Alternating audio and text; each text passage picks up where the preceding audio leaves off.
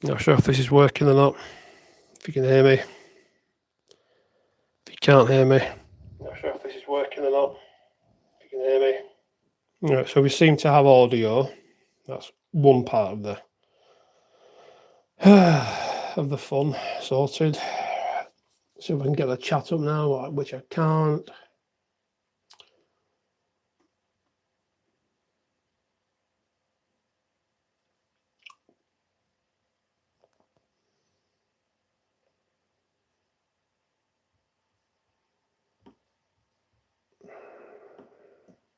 Not sure if this is working or not.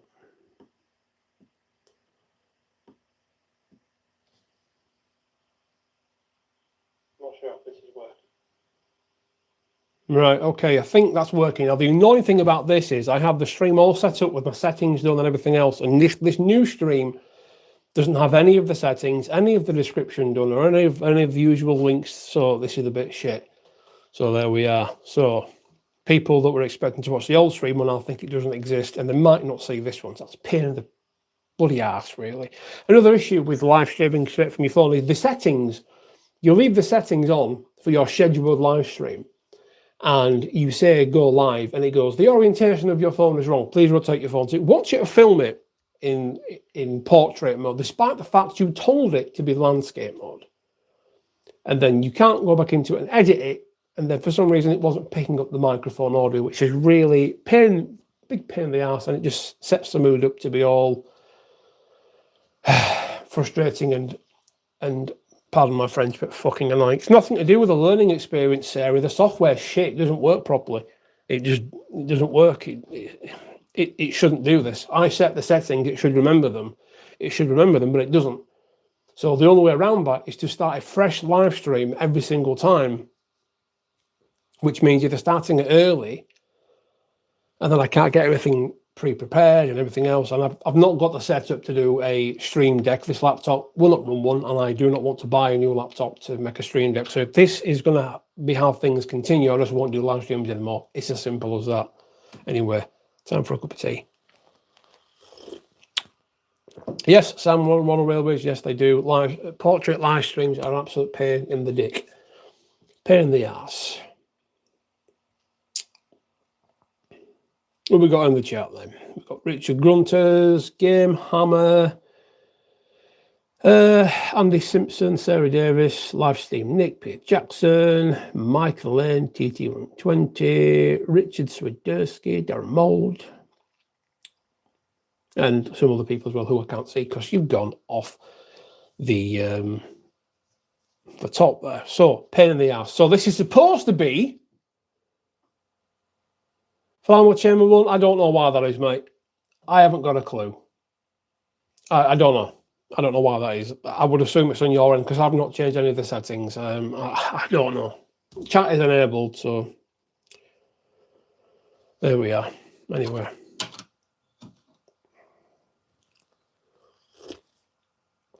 Can you as in kebab or pie? I have no idea what that means, Richard. YouTube is having problems every week, Zoe. That's the problem with it. Pain in the frigging ass. And I don't know how many people are going to be behind or in up to date with the stream or how far of the delays, but there we are. So anyway, right. Live streaming, pain in the ass. Don't know why anyone bother doing it. Anyway, so basics of airbrushing is one of the subjects of tonight's little stream. If we've got time, we'll do a little bit of live modelling because there's some plaster bandages. I should really get on the, what do you call it? Get on the layout if I can at some point. No idea why the audio wasn't working on the stream, by the way. The microphone was plugged in as it has been every single time, and it just decided that, nope, there's no microphone plugged in. I unplugged the microphone, and it wouldn't even pick up audio from the phone's microphone. So I haven't got a clue why that is. Right then, airbrush, beginning basics, here we are. So if you're watching this, you've probably either not got an airbrush or you're thinking of getting one. If you've already got an airbrush and you've got your way of doing things, that's absolutely fine. Okay, this is how I do things and how I get through the day with an airbrush. So that's absolutely fine. Doesn't mean it's the right or wrong way. It's just the way that I do it, and it works for me. And it works for me because I am an infrequent user of the airbrush. But when I do use it, I like to use it and I like it to work. And the way that I've got things set up, it works for me every single time. Is an airbrush like an air guitar? Less frustrating, Zoe. So there we are. No idea what's up, Flamo. You might have to close the stream and come back in. And no one else seems to be having that problem, mate, unfortunately. So I hate it when things don't begin smoothly because it throws out the camber and the mood for everything else, and it becomes a pain in the backside. So there we are. So I have one of these, decent little Expo ones, and this is cool because it's a full set. Now, I've not had an airbrush for, well, a proper one for a good number of years now. I used to have an Iwata one. I can't remember what brand it was. What model it was, but it was an Iwata one, and I had a little cheap compressor. But what I will say is having a fairly decent compressor is key, really. If you've got a shit compressor, you're not going to get the PSI, and your paint won't spray properly, and it'll be very, very unsatisfying indeed.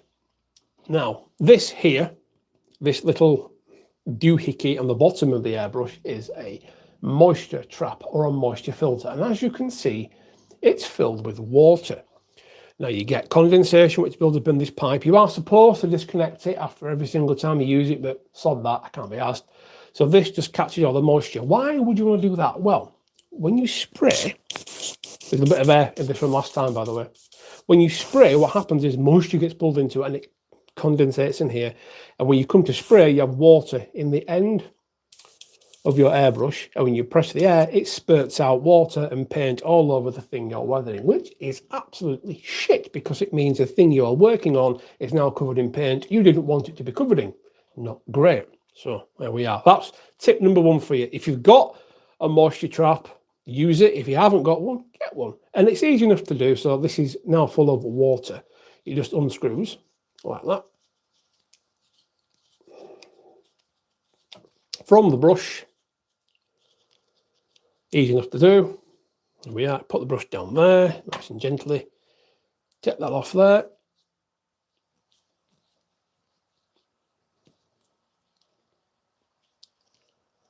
And then once that's undone, you can empty it out. I mean, it doesn't need emptying at the minute, but it's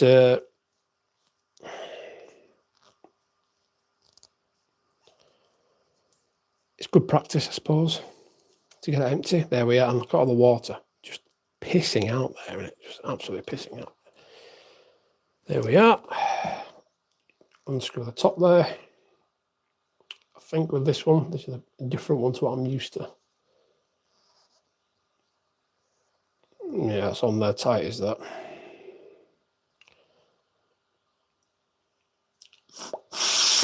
There you go. I've got everybody did it. If in doubt, blow it out. Can you drink it? I probably wouldn't, mate. To be fair with you, Richard, I won't be tempted to guzzle it down. I've got to be honest with you, pal. It's probably full of. I believe the technical term would be shite. So you don't want that. Get your brush back on the end there.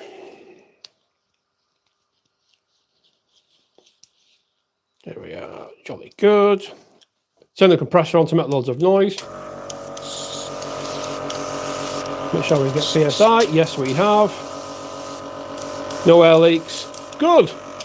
So the compressor is going to get really noisy, unfortunately, but it won't stay on forever because a decent compressor will build up the pressure and then save it, and then you can use the airbrush See there, look, the compressor's not on, but I'm still spraying at, well, I was spraying at 20 psi, but eventually it goes away. Incidentally, if you want the exact same airbrush and gun setup I have, you can get them from Sawyer Models Only, which is exactly where I got this one from. So Andy, if you want people to buy airbrushes, let them know which one they can buy. Airbrush vape, I wouldn't do, mate. I really wouldn't. So I'm going to turn the airbrush on. The pressure will build up and it'll be really noisy. I don't even know if you can hear me or the noise of compressor. This will spray up to, I think it's 25 psi. But you do need, this is the thing, depending on what you're spraying and how you're spraying it, you don't want it too high because you'll get splatter. However, sometimes you do want that because the paint will go all spidery and then you can use the air to blast it around. And what that then does, shush, is there's a little creep effect. So sometimes you want that. Really good. Another little time-saving tip for you, boys and girls, is spend a little bit of time mixing up your favourite colour. I've got a range of colours. This is my patent-tested, pended mixture of what I call frame and general shite dirt. Great for underframe basing and great for a bit of roof basing as well. It does work on its own as a simple colour, but if really you want to put some more details, some of it, some like rust colours and what have you. But all I do is mix that with, get the colour right first, with a little bit of thinner just to make it a little bit watery. And then what I do is I add a little bit with a pipette each time to the air gun and get it spraying right. And once the consistency is right, and then there's enough thinners in there for it all to spray properly, then you know you've got the winning formula. Lock it off, give it a good shake every single time, and away you go. Jam jars are a good little thing. Give this a shake. Oh, this tub is not airtight, which is a pain in the ass because it does mean that it will prematurely spurt. It happens at my age though. You know, you get to see there. Look, see, it's not sealed. Now I normally shake this with a bit of paper towel over the end so it doesn't leak. But you know, it works just fine. We'll get that out in a minute. Now, second of all, people are tempted to mix paint in the bowl. Don't do that. Don't do that because you're going to risk damaging your needle, which is just in there. If you can see the needle there. And if you can see the needle going backwards and forwards. You don't want to damage your needle because needles are an expensive thing. Well, they're not that expensive, depending on the quality of needle you go for. But again, everything that comes in this Expo kit, how much are they, Andy? What's the RRP on this airbrush set, mate? Andy will put in the chat which airbrush and compressor it is that I'm using. Which announcements are due, James? I don't know, mate. I don't know. Also, this compressor's got an airbrush holder, which is bloody amazing because there's not worse. Some cheap airbrushes out there, they don't have a stand, or they'll have a desk-mounted stand. The problem with the desk-mounted stand is you've got all this cableage, and if it's not the right height, it won't sit properly. So having an airbrush holder in your compressor, as you can see, is just bloody brilliant. So my airbrush RG Models is a double action. I used to have just a single action one for doing very, very basic undercoats and what have you. But the problem with that is you have zero control over paint flow. You have zero control over paint flow. So what that means is with this, you have your activated trigger there or your action trigger there. It's got a little bit of wobble in it, a little bit of free play. That's fine. If I push down on it like this, I'm just getting air there. Nothing's coming out of that whatsoever.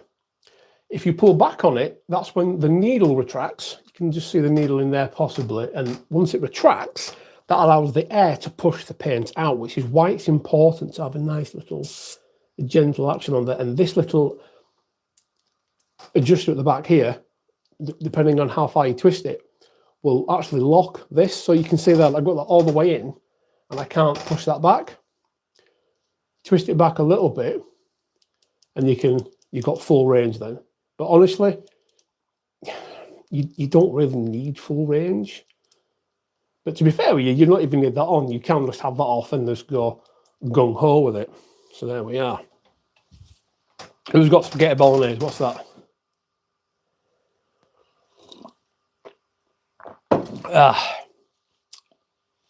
So, pipettes. Pipettes are good. Now, depending on how much of a paint you're going to use on a model, we're going to just use this little Bachmann shunter shrub, which is actually a really nice model. It's the one based, I think it's the Seven Valley shunter's truck. Good little model. Before airbrushing, make sure it's clean. Make sure it's clean, the thing you're going to paint, and make sure it's free of dust, because it will affect the finish. All right, you just want to pick up as that blasting away at it. It's going to cause problems. So there we are. So there's nothing to be afraid of. Get yourself an airbrush and you can do a little basic weathering at home. It's fine. If you want anything done more detailed, send it to me. That's what I'm here for. So, pipette. If you can just see in the bowl there, let me just let the camera catch up so I can see what you guys are seeing. Just take a second there. Let me see if I can see what you're seeing. Won't be a second while it catches up. There we are. You can just see in the bowl there, you've got a little crevice, like a little well. And because we're only using a tiny amount, we only need a little bit of paint in there. So I'm just going to get it in my pipette. And I'm literally just going to put like 4 drops in there. Then the rest can go back in the pot. And because I've got a holder in my compressor, look at that, I can get both my hands out again. Great. It's super smashing great. Now, this will be easier to show you on a piece of paper at first. Here we have a clean-ish piece of white A3 papier. Now, as before, I'm just spraying air there, and as you can see, there's no paint coming out. And what I'm going to do is just gently, and this is always a wise thing to do, before I start spraying the model, always do a test spray, because you never know, really. I'm going to apply air, and always apply your air first, and then gently pull back on your action trigger to introduce the paint. Don't pull back and then hit. You can use a syringe if you want, Richard, but what you get to in your own personal time is your business, mate. And when you've finished applying paint, make sure you push the actuator all the way back, because if you don't, what will happen is you will get a mucky tip where it misses. Now, there's not worse than having a dirty tip, because what it does is it dries paint on the end of your tip, and it doesn't need much to start having to translating into paint issues. What that means is if you've got dry paint on the tip of your needle, when you come to spray, you're going to get sputtering. You're going to get sputtering, which is shit, really. I thought, Richard, I did, mate. Yes, this chair that's actually not from an air gun. That is from a tin of Halford's matte black paint. Everything at the wacky workbench, fella, just gets abused. So, just to reiterate, boys and girls, we're going to apply air and then gently pull back on the trigger, and you'll see just how little I actually pull back on it. And you can hear the paint coming out now. And you can see there, look, can't you? See that? You can just see there. Maybe you can just see how faint that is. And I was barely pulling back on that. Now, if I just apply the air again, no spurting, because I pushed the trigger back before letting go of the air. It's like spraying with a spray can, really. I spent years spraying motorbikes and making like choppers and rat bikes and street fires and things, and you begin spraying before you hit the piece, move over, and then stop spraying. And to be fair with you, it's good practice for an airbrush as well. That's how I do it anyway, and it's never steered me wrong. So again, how do you do like a thin line? Same sort of thing. Get your air on, gently pull back, and the closer you go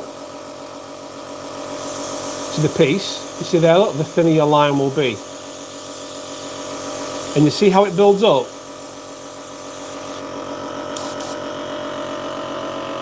See how it builds up ever so slightly? And you're going to start spraying and you're going to think, well, yeah, Andy, yeah, you're right. Just talk amongst yourselves.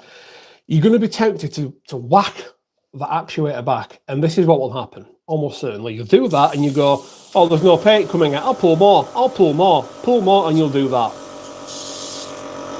And you'll end up getting paint everywhere. See what I mean? No good. But you can also do, if you want to clean your the barrel, you can just do this, put your finger over the edge and it will bubble like that. Give that a bit of adjustment. There we are. You see how the paint builds up over time. The further back you go, the more widespread your target area will be. See there, look at how much colour I'm applying, how far back I am. If I go closer, the paint applies quicker. So you get different things. So really, do you know what, Peter? I don't know. It's not a big one, honestly. I think it's just like a 0.2. I think something like that. It's not a thick needle at all, and you don't need a super thin needle really for model railway stuff. You really don't. It's quite simple. To be fair with you though, I am not an airbrush expert. I just use it very rarely, and pardon me, it gets me by. Yes, Sarah, pretty much. The further back you are, you get a bigger ring away. You can see that, look, can't you? If you can sort of see that, that's a much bigger area there. So you want to do your like streaming lines, and it's much easier to do when the piece of paper you're trying to spray isn't moving around with your naturally shaky 40-year-old arms, and you know it's much better to do it nice and steady. But that's a good way of doing a base for like a streaking effect from a boiler as a base coat, and then you can go over it with your paints and your oils and what have you. Now, airbrush anatomy number 2, on the end of this, you can see this like a little spout, can't you? I'll just try and take that off for you without dropping it on the floor. This is the crown, or I call it a crown. And what that does, quite simple, is it guards the tip of your needle. Doesn't really affect how the paint sprays out, but your needle's there, and it's only a fine thing. And what you don't want to do is bend that. You bend that, and then you're going to be, pardon me, in a world of hurt, because you'll have to replace your needle again. I'm just going to take a little bit of dried paint off the end there, because that does happen when you're spraying with acrylics. You do get a little bit of dry paint on there from time to time. Happens to the best of us. Get that back on there, make sure it's all nice and snugly. There we are. We've still got some paint in there. So again, nice smooth line. In fact, let me put that down there and try and just do it like this if I can.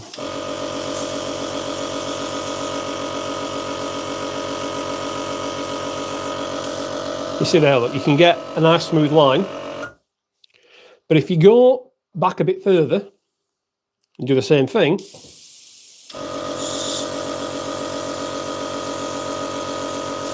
you get a much thicker array of paint. Now what's happened there is because I've pretty much opened the taps to full, I've pretty much no paint in there now. See that, look, all gone.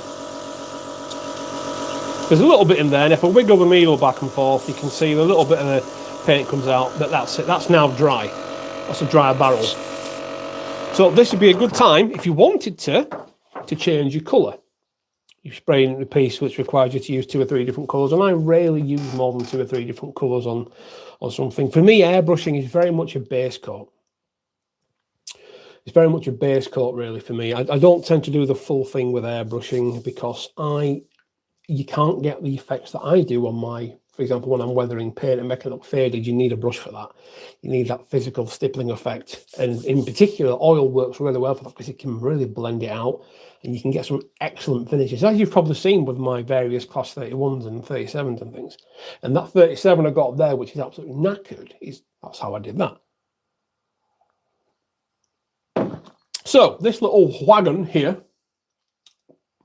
a little matte stroke, as you can see, it's pretty much all black at the minute. I've not done anything to that. This has not been pre-treated. There's no dust on it, which is good, although I am just going to give that a little bit of a wipe. There we go, that's fine. So, get the pipette again of Destiny. A little bit of paint in there. Not much, because we don't need much for this. And depending how much of a finish you want on your frame, all I'm going to do is just gently, as we did before, pull back and add a little bit.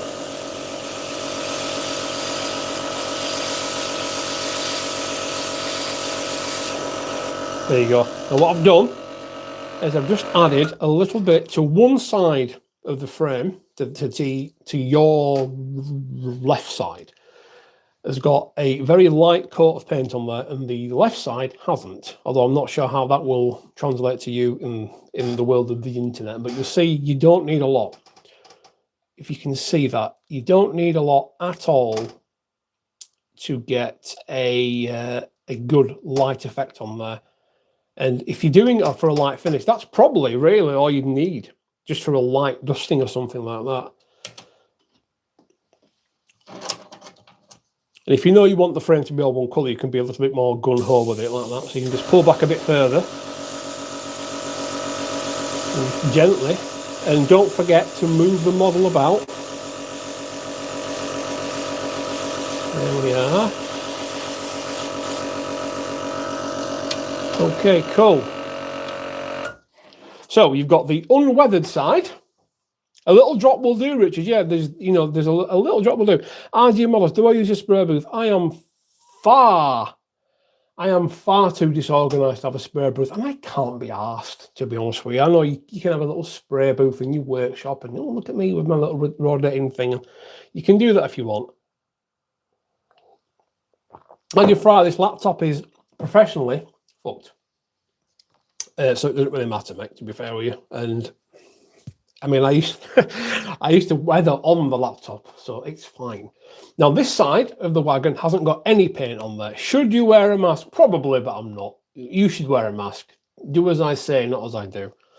You know what I mean? I'm a terrible example for humanity. But, I vape as well, and I smoke cigars, so there's things in my lungs which are causing problems. But that is the unweathered side, if you can see that. And this is the weathered side. To give you an idea, boys and girls, you don't need much. And that now would be ready for, if I wanted to make it heavier, then I could apply more paint around certain areas like the axle boxes or the stairs or what have you. That's all you'd need. And then around the front of the frame. And then we can start adding like dry brushing on there, different oil effects. You can even use like weathering powders and things like that. So it's quite simple to do. So I'm just going to do the full frame of the wagon now, so I'm going to get the buffer beams as well. Same technique as before.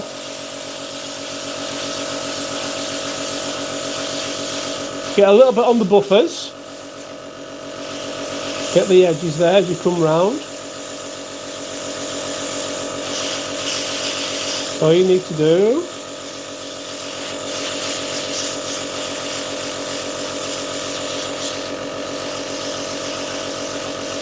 Nice and easy.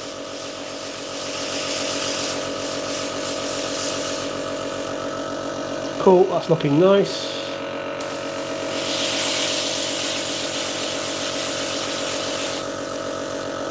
There we are. So we've now got the full underframe done. It's only a small wagon, so if you want a wagon doing like this, I'll do it for a £5. Easy. It's not a problem at all. Send me your wagons for a £5. That's the Rust and Dust service, by the way. You get something like this. And yes, that is an interesting point. Yes, because I'm spraying acrylics. Acrylics dry very, very quickly. And to be fair with you, I can touch that now, and it's dry. Look, it's dry. It's fine. So I can now do a different layer. I can maybe change the color over. Of course, that means I have to empty the brush of the previous color, which is fine. Which is why you don't need to put too much in to begin with. Which is why I use a pipette and why you don't mix in your bowl. Simple as that. Any tea left? Yes, there is. Let's have a slurp. Oh, it tastes like pain. That's good, isn't it? Very good. Let's put the tea mug down yonder.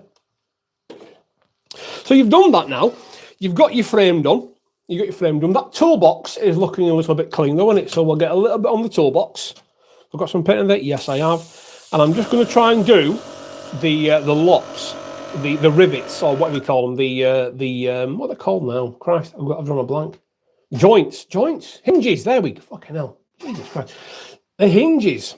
I'm just going to try and apply a little bit of a halo to the hinges, like you saw me doing on the big piece of paper before. So again, apply slowly, get the air going, pull back gently, and then watch for the paint start to appear. There we are.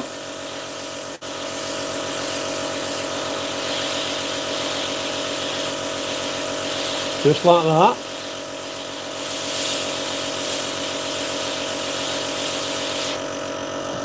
And it's very subtle, and I don't know if the camera will pick up on it, but if you look at the hinges now, on top of the hinge and bracket, yes, thank you, Dion Wilson. Have a gold coin, mate. Yes, have a gold star.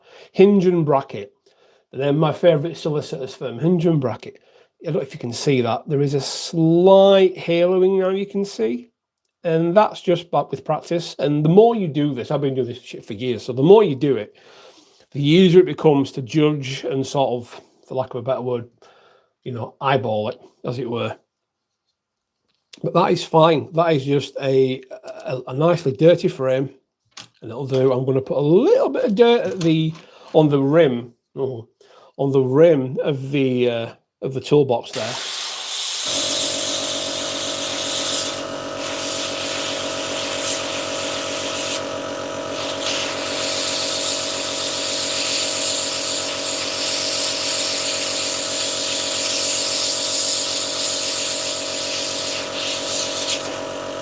There we are, just to give it a bit of a bedded in look, if you will.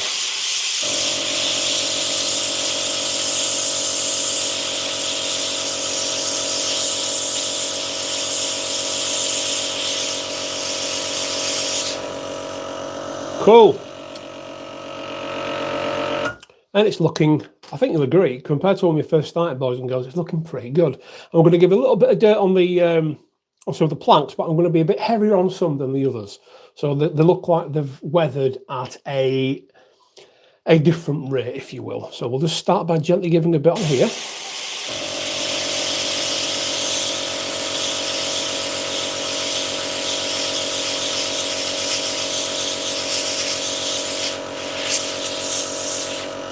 You can see one of the planks has got a little bit of fading on it now. You see the plank to the furthest to the right. And you see it's got a slight different fade to it. Again, this is all a base layer. If you were doing a really heavy weathering job on this, this is when you might want to even employ techniques like the hairspray chipping technique, or you want to put a base layer down with oils, or even after. There's loads of different ways you can do it. You can even use acrylics with a brush. If the camera wants to bloody well focus on that, you can just see that last plank there, can't you? A little bit of fading on there. So that's pretty much it for a basic, you know, weathering. If you want to do the underframes, you can.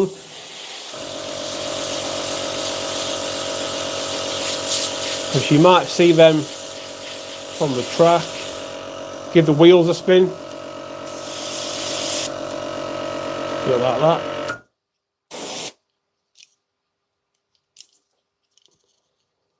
Make sure you get the wheels done.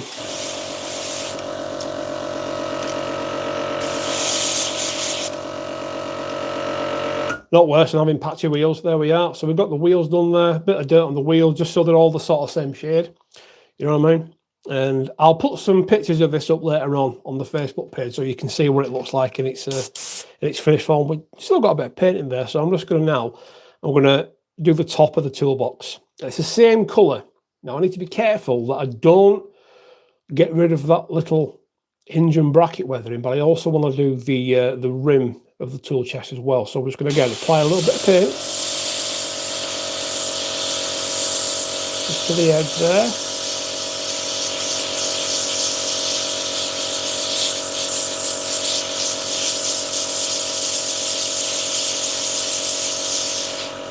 And then let's give it a good blast. And then, while it's still wet, grab a cotton bud and just downwards like that. And then that gets it off of the next plank of wood. Just take it back a little bit like that. Yeah, I use Humbrol matte varnish, to be honest with you, mate. It's the Humbrol acrylic matte varnish. It's the best stuff I've used. There's a lot of different brands out there, different acrylics, and there's also enamels depending on the paint you're finishing. But I've always used acrylic, and it works really well because it dries super, super quick. So there we are. Let's get a bit more on this.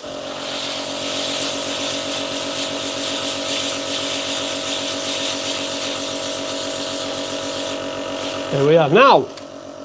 Now then, what happens if you are if you are weathering a piece and you have a slip, maybe you sneeze, maybe your finger has a little spazzy moment.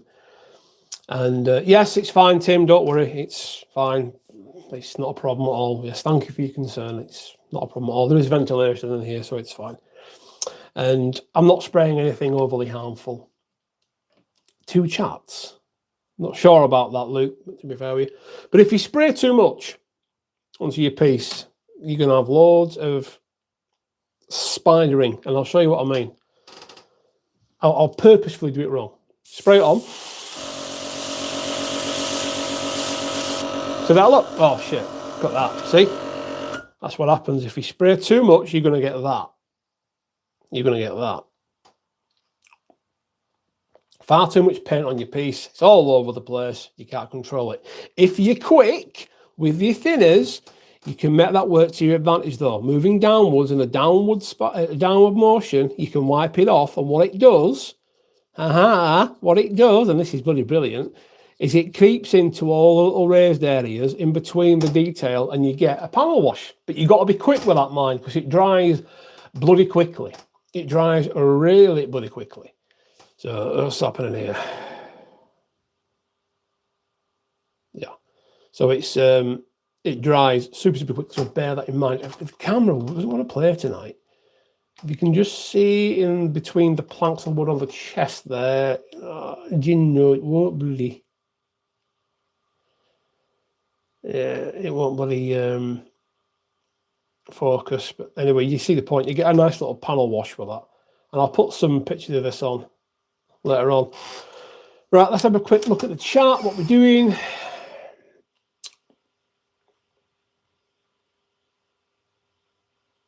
Fly splatters. Now, that's an interesting one because if you think about how big a fly is in real life, and then you scale that down to 1/76 scale, it's going to be almost invisible.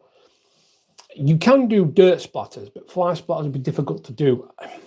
Would I do it with an airbrush? You could, I suppose, do it with a slightly thicker paint from really far back and sort of give it a bit of this. Be sort of on and off with the paint like this. You can sort of get that sort of effect with it. But again, it depends on the effect you're looking for. I would always have things like that manually with a brush, to be honest with you, because you can get a nice fine bristle brush. Yeah, track work, scenery work, static grass as well. You know, if you want to change the tone of your static grass, this is a great way of doing it because you can really control how much flow you get, and you can just, you know, it's all very well having different blends of static grass and things, but what if you want more? You can add to that by just gently giving it a lightly shade of green or even brown or even black. It will tone it down nicely. This setup, to be fair with you, off the top of my head, I can't remember. Andy from Sir Mullers of Leeds, where I got this from, how much was this airbrush and compressor set, mate? Put that in the chat, and people can order it from Andy, by the way, if you want. It's super easy to use this one. So let's have a look. How we do for paint? Without paint, which is good. I'm just going to take this time to give my tip a wipe because we're spraying with acrylics and we've been doing a lot on and off with the air, and there's a little bit on there, not too much. And just gently squeeze it with your fingers, really. Just be careful you don't bend it. That's it. You can put a little bit of thinners on there, and because it's acrylic, you can even get rid of it with your spit if you want. But that's pretty clean, to be fair with you. Easy enough to do. Get your crown back on. Gently do it, you don't want to bend it. 600 quid, they're not 600 quid. They're not that much, lad. They're not that much. Let's get my paint back in the tub. I really do need a better mix for my specialised grime. Every weathering artist will have their own variation of this little pot of generic dirt. You know what I mean? So that's it. That's the basics, really. It's easy enough to do. Don't be frightened of it. You know, a decent compressor, decent setup like this is less than 150 quid. Easy enough to, you know, cheap enough to do. Don't be tempted to get an airbrush from Lidl or Aldi's middle aisle for 20 quid and whatever, because it's just not going to work. And do get a dual action one. Don't just get a single action one because you don't want to not have that control over the fine application of your spray, your stream of paint. You want that to be absolutely controllable. Let's have a look at the chat.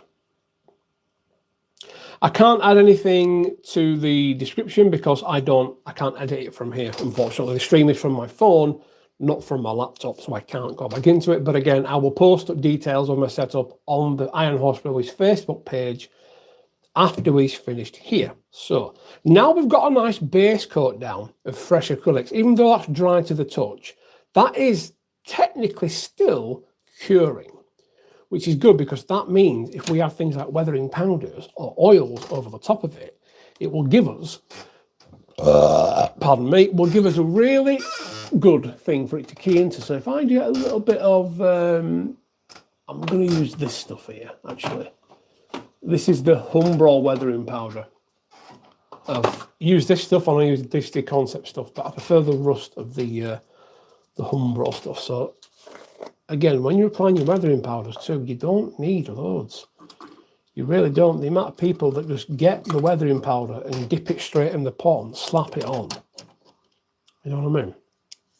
So I'm going to get a little bit of weathering powder. I'm just going to literally dip it in. See that? There's almost nothing on that, is there? On the tip of my brush. There's absolutely nothing on the end of my end, on my end there. You can just see a few specks of weathering powder.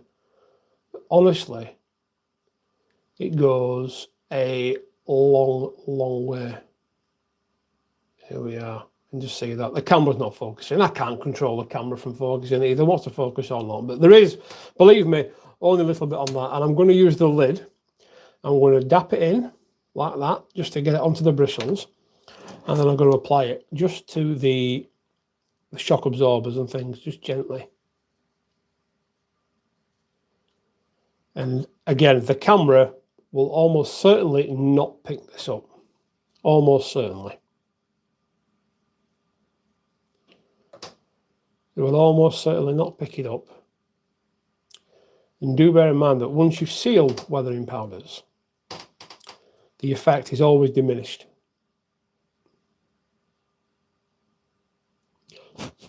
There we go. It's always diminished, so bear that in mind as well. So if you think you're being too heavy with them, there's probably a chance you haven't. And I don't know if you'll be able to see that. Yeah, to be fair with you, Nigel Cole, some airbrushes, you can just use a compressed air gas. The thing with that is it can be quite heavy. So if you've not got a decent lead or a decent airline, you're going to be carrying around a huge, you can just see the weathering powder there on the axle boxes. It looks quite stark on the camera, but it's much subtler in real life. That's a problem I find with cameras. They do tend to make things a bit more vibrant than they actually are. So again, just gently dabbing. And when you apply weathering powders, I've always found it best, for the most part, to stipple. Which is a gentle stabbing motion. Just a gentle stabbing motion. Because what that does is two things. One, it lets you control it better. Two, you don't get streaking, unless you want streaking. But it also pushes the pigment into the top layer of the paint we put down before, which is still technically wet, and it will take this. So when you seal it, you don't lose as much of the powder, and the effect stays quite strong. And I'm going to put a little bit on these hinge and brackets, just at the top there. But to be fair with you, this brush might be a bit big for that, so I'm going to get my tiny brush out now. And these were very kindly sent to me by one Simon Pitcher, who is a gentleman and a scholar, who keeps sending me things to grow my empire. I thought, well, let's find a brush that I've not ruined. That's all right. That's quite nice. That's good. And just do a little tiny bit. Again, stippling.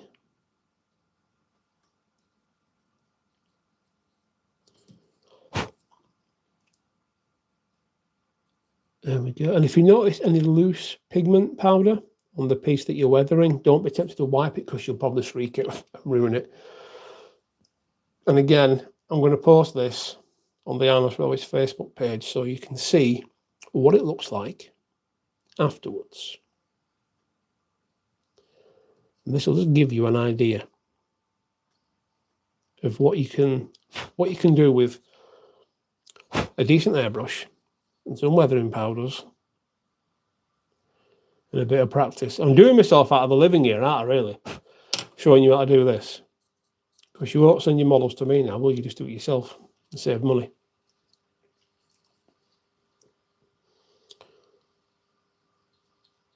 Just dry brush over top with the powders. Yes, dry brush. You can dry brush with weathering powders just to catch the tops of the rivets.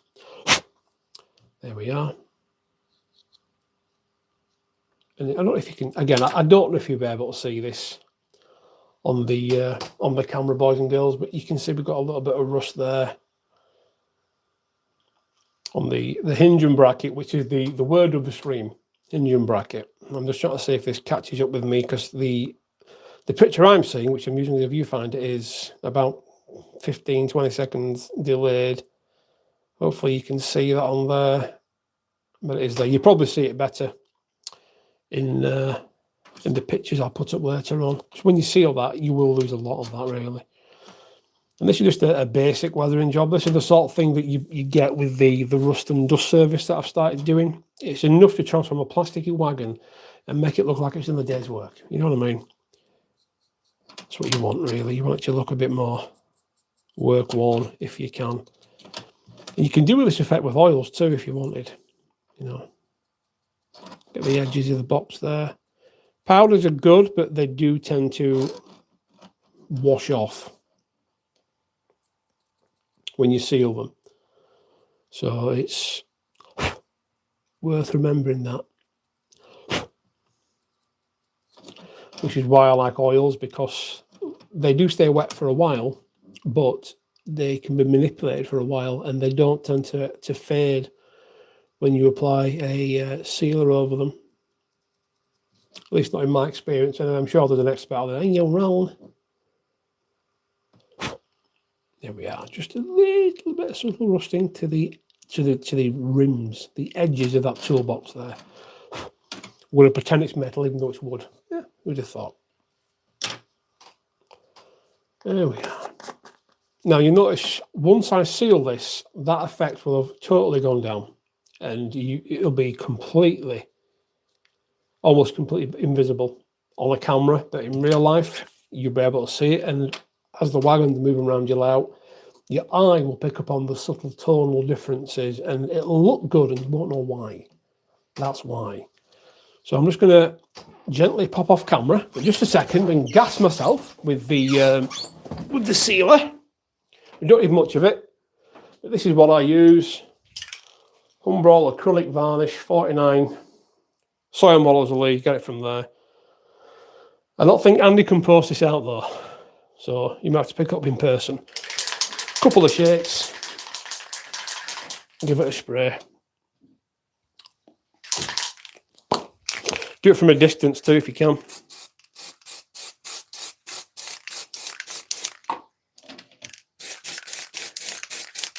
That's all you need. And the cool thing about the Humbrol stuff is it dries almost immediately. So that's there now. Pop that on the layout. And that'll just dry lovely. Oh my word. Right, let's move that piece of card out the road and let's look at the charts. Psst, psst, psst, psst. Yes, that's right, yes. I'm calling a giant cat over, mate. That's what I'm doing. I'm beckoning a giant pussy cat. There. Right then, you'll be behaving in the chat. Let's have a look. Yes, you have.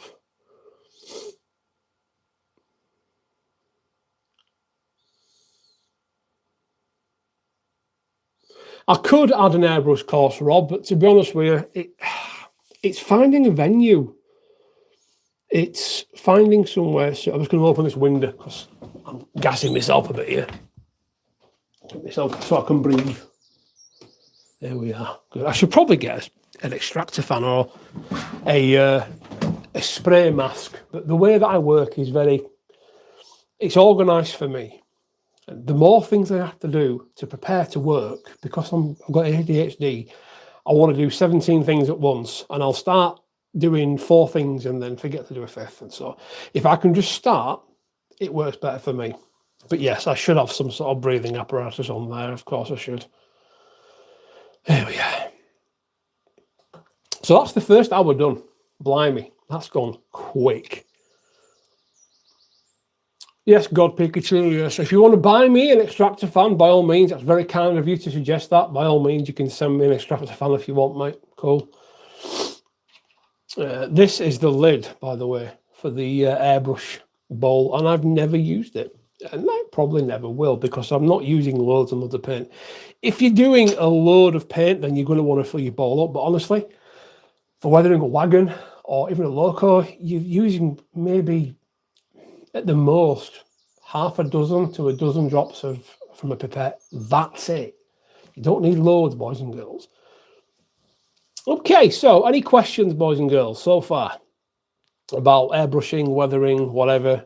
And if not, we shall run some trains. That'd be nice, won't it? Model railway screen with trains on it. Oh, by the way, little plastic packaging. Great for decanting and mixing paint on the fly. So, for example, white paint. You know, this is good. White's a good colour.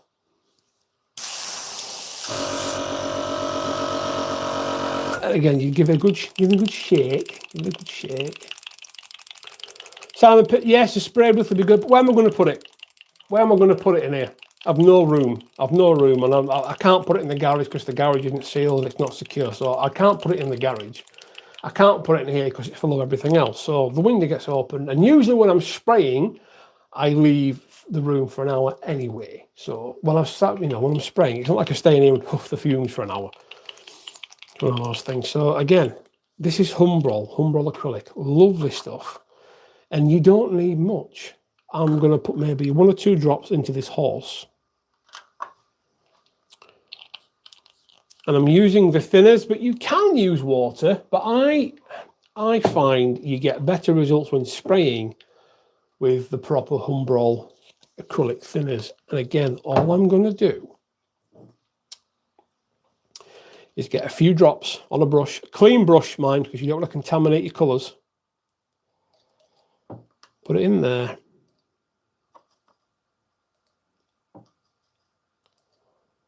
You don't need much. And you want your thinned paint to be almost like a milkshake, if you will. Not thick and gloopy, but you know that residue you get. It's hard to explain, but once you've done it a few times, you'll sort of learn to see what works and what doesn't. And if your paint's too thin and you've over-thinned it, you can still spray with it. You just need to be super, super gentle with the action. Give the paint time to build up, because if it's too wet, it won't dry. And when the air hits it, it'll move it.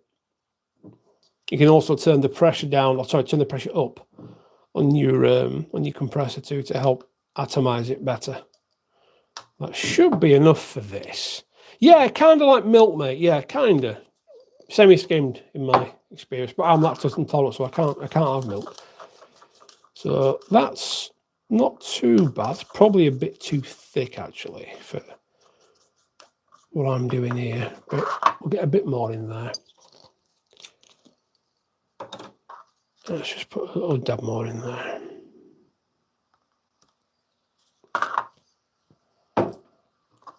Yeah, so that's getting more like it. So I mean, you can just see there how it kind of runs on its own. That's not far off. That will spray.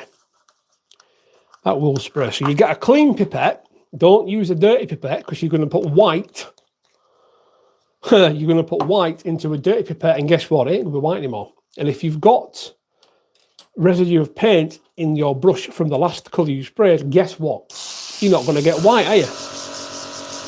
Like, I've still got a little bit of brown in there, even though it looks dry. There's still some in there. So what I might do is just put a little bit of, and I do them in a dab, the thinners in there. Just a little bit. Just a little bit. Just a little bit in there. And then you put your finger over the end of the airbrush, pull back, and it bubbles like this. Turn the air compressor on, Craig. Like that. It bubbles, and that'll get rid of all the, again, technical term is shite. Empty the brush.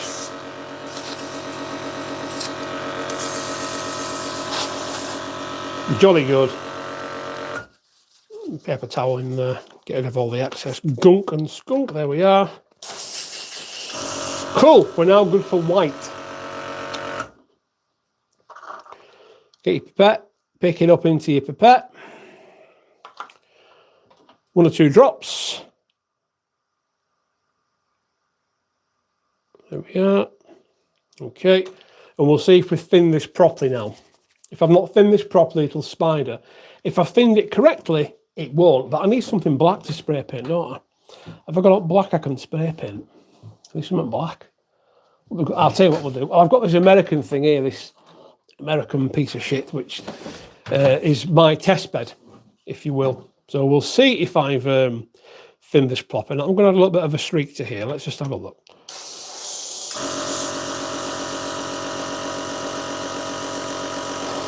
That might be too thin. Might be too thin.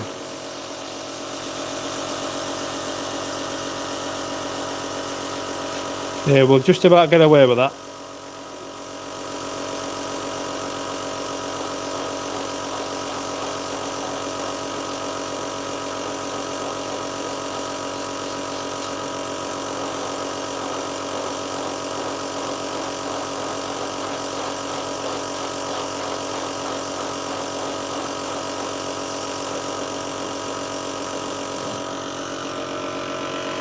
You see what I mean? There we go. So that has sprayed nicely. We've got a nice little fade there. Probably a bit too thick, but this is just for, you know, demonstration purposes. Fade to grey. Yeah, we can do that, you know.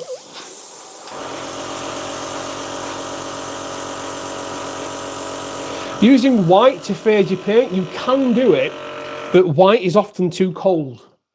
And it depending on the colour you're trying to fade, it can sort of make it look a bit too, well, white, really.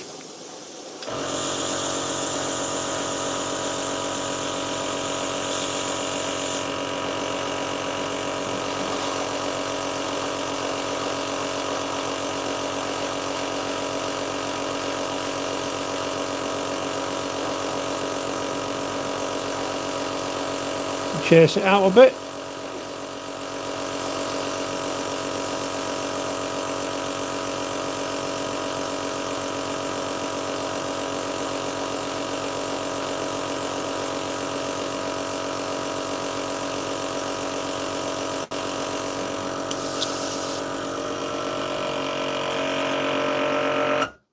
There you are. So white on black, kind of looks grey, looks chalky, and it's dry.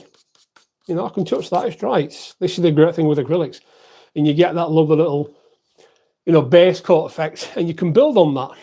You know, cream is a good colour, but again, it depends what if I'm going to fade paint, I don't actually just use white. I tend to use white and a very pale version of the base paint.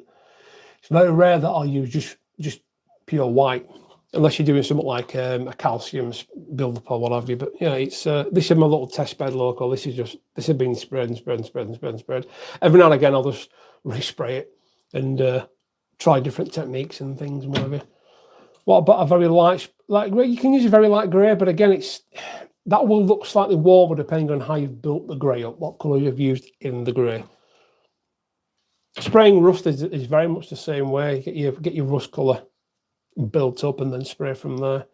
Now you do get some paint which claims you can spray it out the bottle. I've never had much experience with that. Particle station, what kind of overspray do you actually get with the brush? You can control that with how far back you pull. There is a little bit of overspray, but honestly the amount that it is, you can't really notice it. Very minimal. For N gauge, it can be more difficult, but for double O and O gauge, it doesn't really make much of a difference, to be fair with you. Not in my experience, anyway. But it's like this stuff here, this Ammo stuff. It's a nice colour, but it's a very cold yellow. It's a very cold yellow.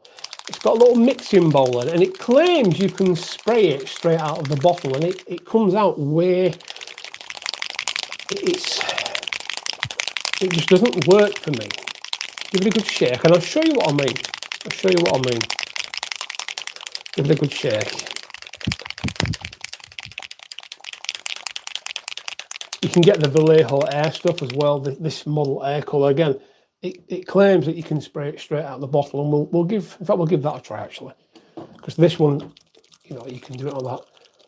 Yeah, pink's a really good undercoat because it adds warmth to the yellow. It does. Yellow is difficult to spray because people try and spray it neat on black. If I sprayed yellow onto this black and it's not the right consistency of yellow, it'll look shit.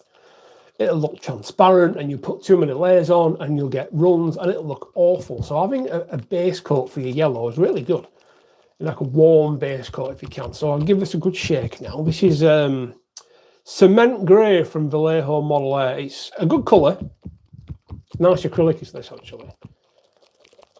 And you want to shake it up good. It might seem like I'm doing a bit excessively, but I'm used to doing this anyway, so there we are. Right. Let's add a little bit of this grey, and I'm just going to put maybe 1 or 2 drops in.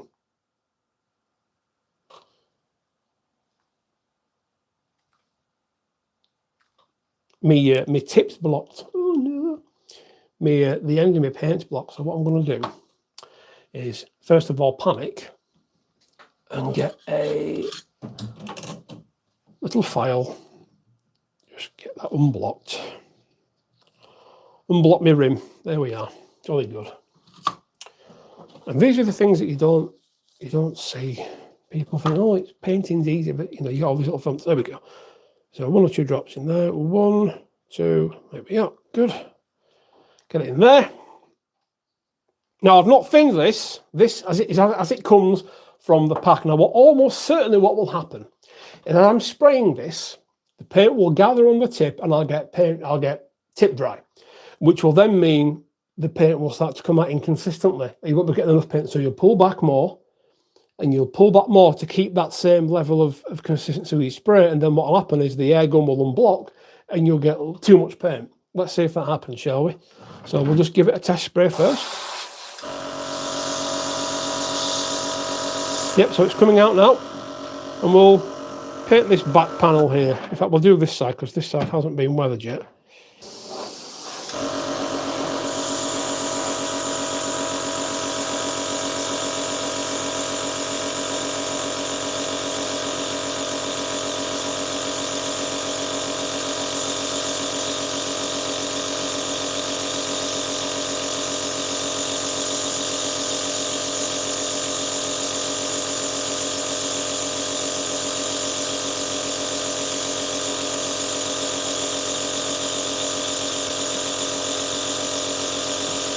And already we're starting to see the paint dry on the tip, and I've only sprayed that much. So from there to there, it's the same pressure, but that bit's starting to get there. Now, if I put the air back on now, I'm almost certain I'm going to get a sputter. Let's see what happens, shall we? Will I get a sputter? No, that was good. Pull back, and I'll find that I won't get... Yeah, see, already I've got the paint dry. So I'm having to pull back further than I would normally to get the same flow of paint. Now what will happen is I'll be spraying happily, and then it will unblock, and then I'll get too much paint out. Then you've ruined a bit you're working on, you know what I mean?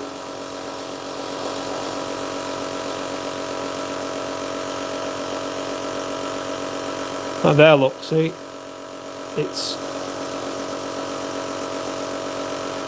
not coming out now, and that's the same pressure as before. So you pull further back, and you pull further back, and there, look, see, too much paint. And that's the problem with these. You don't need to thin them paints. They're fine if you're going to do this. If you're just going to go gung-ho with it and do that, then it's fine. If you're just going to, you know, full throttle it and get a big base coat down, then that's not so much a problem.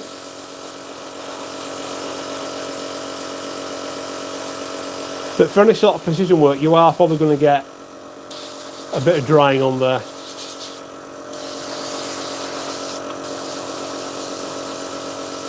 As I say, this loco's been painted bloody so many times.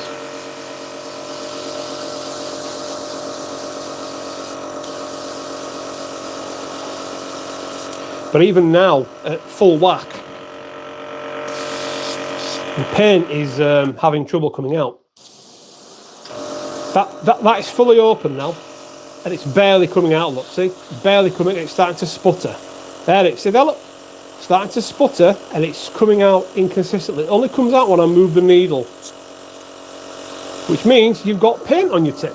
Almost certainly you've got paint on your tip. So you take your cap off carefully because you don't want to drop it on the floor. And I'm almost certain we are going to. Yeah, there you go.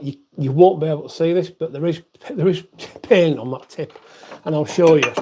I'll get a clean cotton bud and I'll wipe it, and you'll see it build up, and that's what's been causing our paint to not spray. This is why I like to thin my own paint, because I know it'll spray, and I know that it won't clog my brush. It's fine if you're going to do a quick job like that, but honestly, it can be a little bit shit. Simon Pitcher, thank you very much for the donation, buddy. You are a legend. If you, well, I would say if you want to check out how you can support the channel, guys, check out the description, but it's not there because the stream messed up before, didn't it? So let's see if I can get that nice thin stream back. I'll clean my tip now. Let's see if I can get it to come back out again. I'll use the underside of the Loco. There you go, look. Back as normal now. And I can get my nice thin streaks again.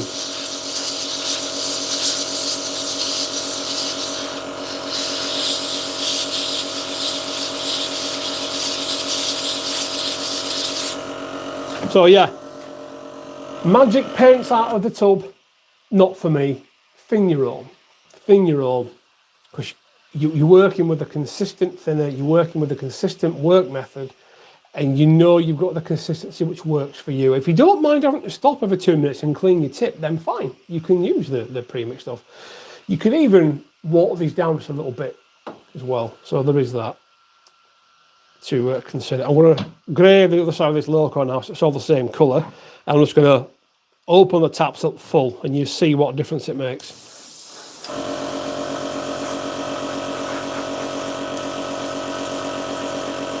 See there, look, the tip's dry already. It's dry already. So I have to take it off again because it's dried already. And it's really shit when that happens. It really is, because it just stops the workflow. And I don't like using this pre-mixed stuff because it means I'm going to have to take the needle out now and clean the needle and get all the inside clear because it'll block, and it's just all gammy in there. It's just not good. It's just not good at all.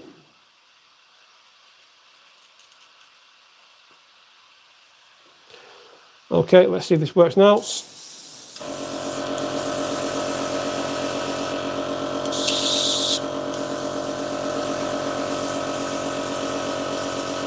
Yeah, so we've got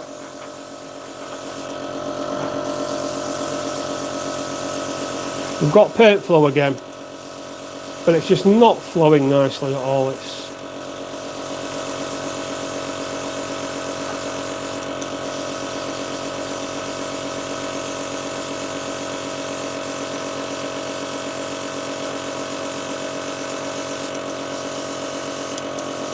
so there, look. See what happens if you carry on. When you know you've got tip dry, you're going to get splatter. You're going to get splatter. This is why, and you saw how much spraying I did before. No issue with that. You use the pre-mixed stuff and it comes out shit. So it's time to give that a good strip down and clean it, and then it'll be up to good order again tomorrow. But there we are. We'll put that there for now, and we'll just disassemble that airbrush in a bit and get it cleaned up later on. Right, let's look at the chat. How are we all getting on? Sorry, I've not been looking at the chat as much as I should do. Don't want a gamey tip? No, you really don't, Richard. You really don't want a gamey tip. And what I'll do now is I'll take my needle off, and you'll see what I mean. Really, I should empty the bowl first. See It's in there.